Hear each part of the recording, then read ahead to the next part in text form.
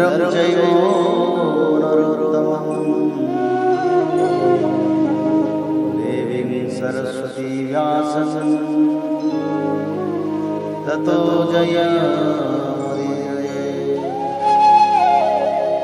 मोकं करोति वाचालं पंगुलंघयते यत्कृपातमहं वन्दे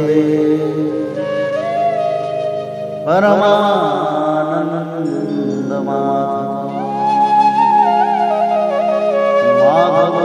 माधवो वाक्यं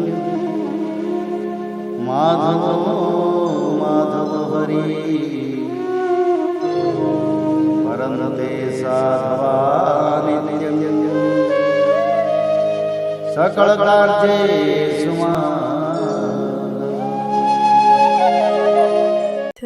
त्रयशीतितमो अध्याय। भगवान की पटरानियों के साथ द्रौपदी की बातचीत। श्री सुखदेव जी कहते हैं, परीक्षित, भगवान श्री कृष्ण ही गोपियों को शिक्षा देने वाले हैं और वही उस शिक्षा के द्वारा प्राप्त होने वाली वस्तु है।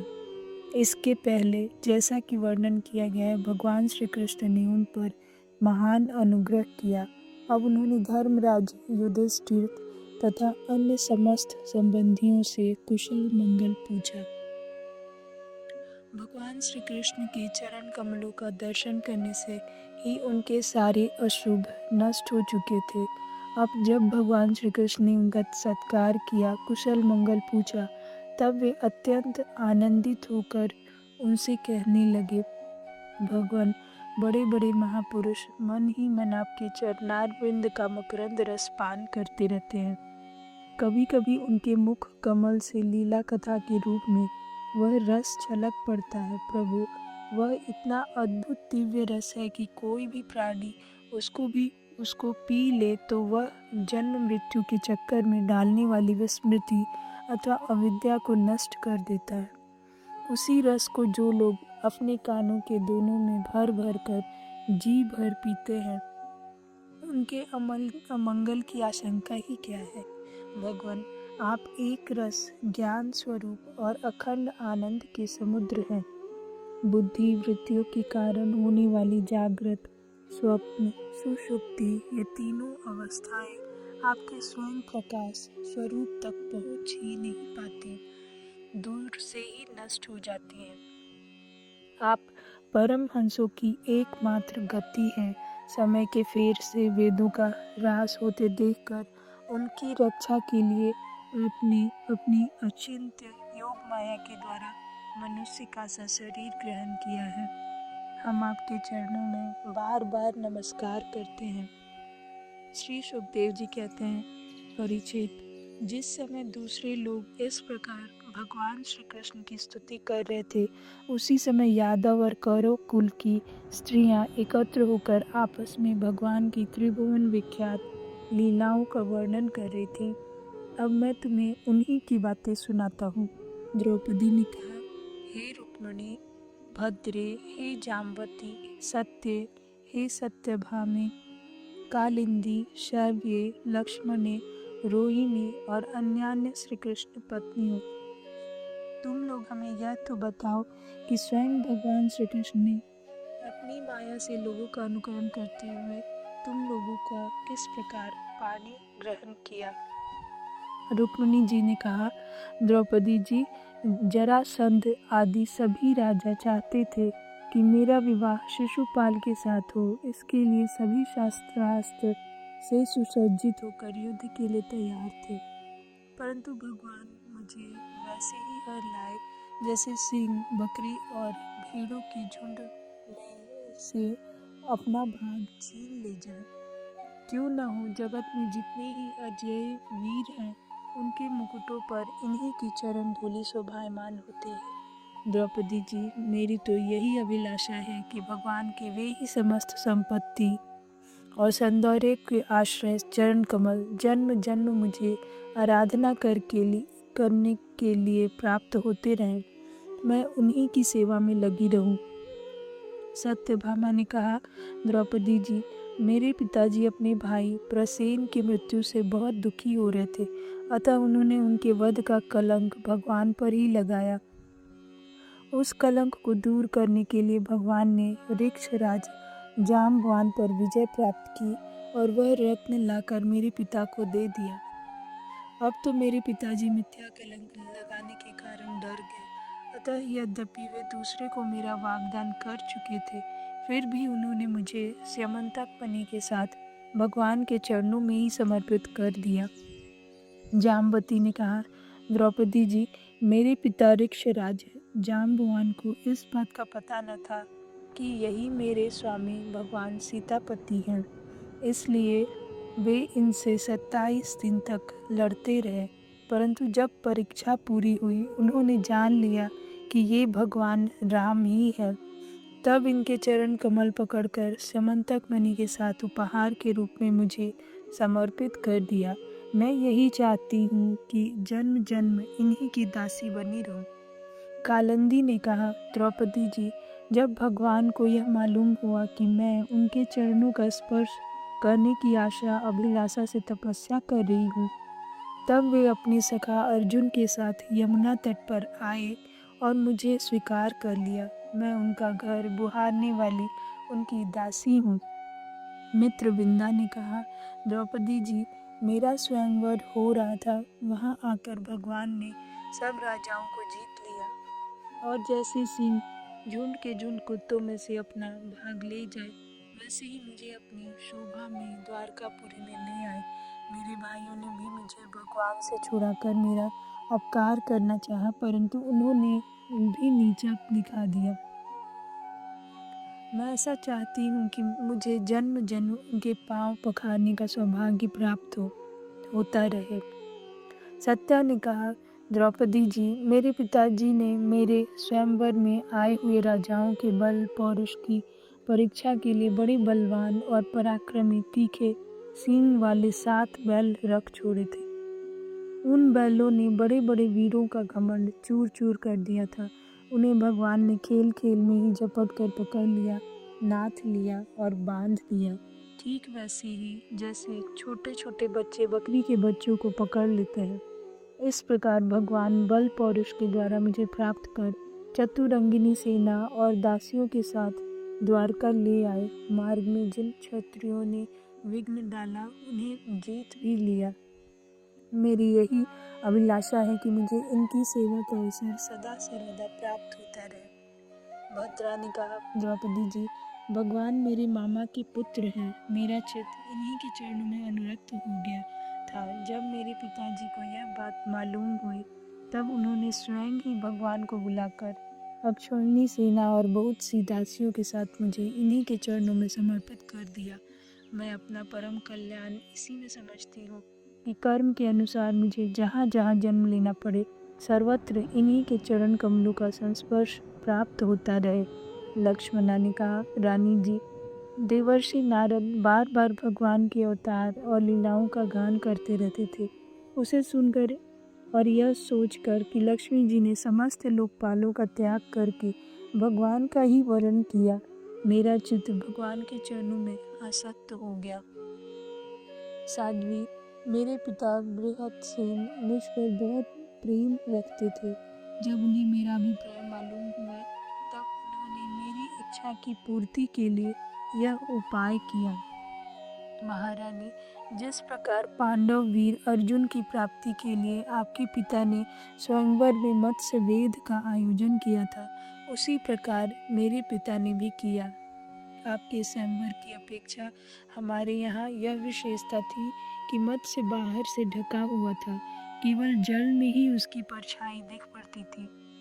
जब यह समाचार राजाओं को मिला, तब सब ओर से समस्त अस्त्र शस्त्रों के तत्वज्ञ हजारों राजा अपने अपने गुरुओं के साथ मेरे पिताजी की राजधानी में आने लगे। मेरे पिताजी ने आए हुए सभी राजाओं का बल पौरुष और अवस्था के अनुसार भली भांति स्वागत सत्कार किया। उन लोगों ने मुझे प्राप्त करने की इच्छा से स्वयंवर सभा में रखे हुए धनुष और बाण उठाए। उनमें से कितने ही राजा तो धनुष पर तात भी न चढ़ा सके। उन्होंने धनुष को ज्यों का त्यों रख दिया। कईयों ने धनुष की डोरी को एक सिरे से बांधकर दूसरे सिरे तक खींच तो लिया, परंतु वे उसे दूसरे सिरे से बांध न सके। उसका झटका लगने से गिर पड़े। रानी जी, बड़े बड़े प्रसिद्ध वीर जैसे जरासंध, अम्बष्ट, नरेश, शिशुपाल, भीमसेन, दुर्योधन और कर्ण, इन लोगों ने धनुष पर डोरी तो चढ़ा ली, परंतु उन्हें मछली की स्थिति का पता न चला। पांडव वीर अर्जुन ने जल में उस मछली की परछाई देख ली और यह भी जान लिया कि वह कहाँ है। बड़ी सावधानी से उन्होंने बाण छोड़ा भी, परंतु उससे लक्ष्य वेद न हुआ। उनके बाण ने केवल उसका स्पर्श मात्र किया। रानी जी, इस प्रकार बड़े बड़े अभिमानियों का मानमर्दन हो गया। अधिकांश नरपतियों ने मुझे पाने की लालसा एवं साथ ही साथ लक्ष्य वेद की चेष्टा भी छोड़ दी। तब भगवान ने धनुष उठाकर खेल खेल में अनायास ही उस पर डोरी चढ़ा दी, बाण साधा और जल में केवल एक बार मछली की परछाई देखकर बाण मारा तथा उसे नीचे गिरा दिया। उस समय ठीक दोपहर हो रहा था। सर्वार्थ साधक अभिजीत नामक मुहूर्त बीत रहा था। देवी जी, उस समय पृथ्वी में जय जयकार होने लगा और आकाश में दुदुम्बियां बजने लगी। बड़े बड़े देवता आनंद विवल होकर पुष्पों की वर्षा करने लगे। रानी जी, उसी समय मैंने रंगशाला में प्रवेश किया। मेरे पैरों के पायजेब रुंझुन रुंझुन बोल रहे थे। मैंने नए नए उत्तम रेशमी वस्त्र धारण कर रखे थे। मेरी चोटियों में मालाएं गुंथी हुई थी और मुंह पर लज्जा मिश्रित मुस्कुराहट थी। मैं अपने हाथों में रत्नों का हार लिए हुए थी, जो बीच बीच में लगे हुए सोने के कारण और भी दमक रहा था। रानी जी, उस समय मेरा मुखमंडल घनी घुंघराली अलकों से सुशोभित हो रहा था तथा कपोलों पर कुंडलों की आभा पड़ने से वह और भी दमक उठा था। मैंने एक बार अपना मुख उठाकर चंद्रमा की किरणों के समान सुशीतल हास्य रेखा और तिरछी चितवन से चारों ओर बैठे हुए राजाओं की ओर देखा और धीरे से अपनी वरमाला भगवान के गले में डाल दी। यह तो कह ही चुकी हूँ कि मेरा हृदय पहले से ही भगवान के प्रति अनुरक्त था। मैंने जो ही वरमाला पहनाई त्यों ही मृदंग, पखावज, शंख, ढोल, नगाड़े आदि बाजे बजने लगे। नट और नर्तकियां नाचने लगी, गवैये गाने लगे। द्रौपदी जी, जब मैंने इस प्रकार अपने स्वामी प्रियतम भगवान को वरमाला पहना दी, उन्हें वरण कर लिया, तब कामातुर राजाओं को बड़ा डाह हुआ।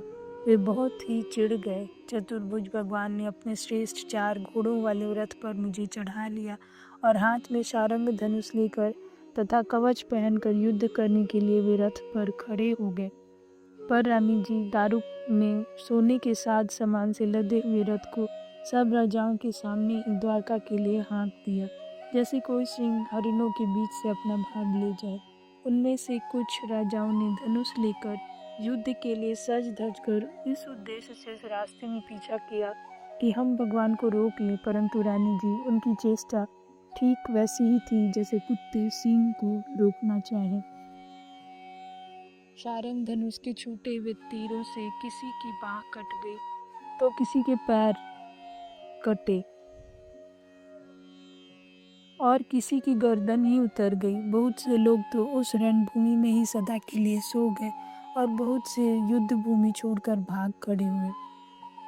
तदनंतर यदुवंश शिरोमणि भगवान ने सूर्य की भांति अपने निवास स्थान स्वर्ग और पृथ्वी में सर्वत्र प्रशंसित द्वारका नगरी में प्रवेश किया।